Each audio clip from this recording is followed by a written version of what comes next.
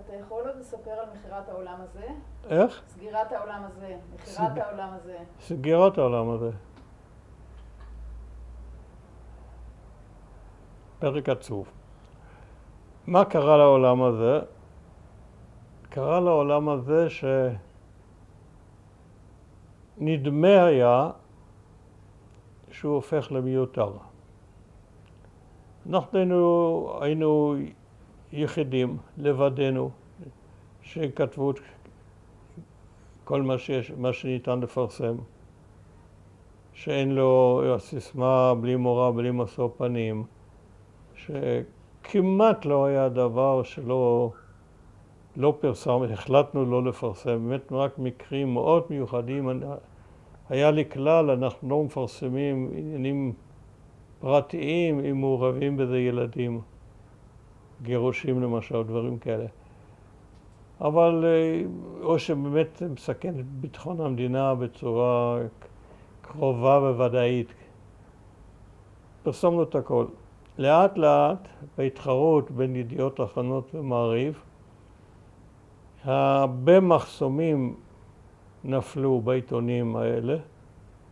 א', הם גדלו וגדלו וגדלו ותפחו עם מוספים, עד שהיו קונטרסים כאלה.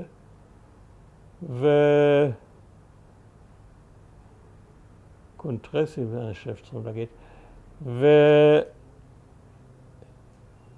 והרבה מאוד דברים שלעולם הזה במשך עשרות שנים הייתה בלעדיות, כבר לא הייתה בלעדיות להתפרסם, שכולם רבו ביניהם, התחרו ביניהם ופרסמו ברוב הדברים. לא בעניינים לאומיים, לא בעניינים של פלסטינים, לא בעניינים של מלחמה ושלום.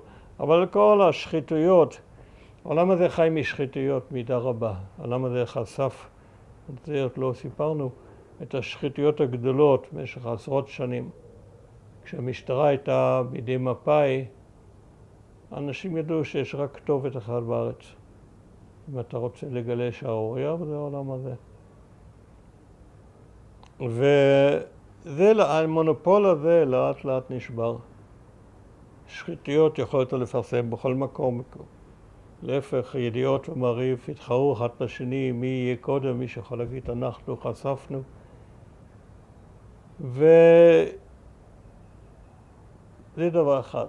דבר שני, הדור הראשון של מלחמת תש"ח עבר לו מהעולם, והדור השני גם. והדור השלישי כבר לא התעניין בכל הדברים האלה, כבר לא התייחס ברצינות לפוליטיקה בכלל. בא דור של לא אכפתניקים. וממילא העולם הזה שעלה הרבה כסף לגיליון, היה פחות נחוץ לו. ולאט לאט העולם הזה, מצבו הכלכלי הפך לבעייתי. היו חובות.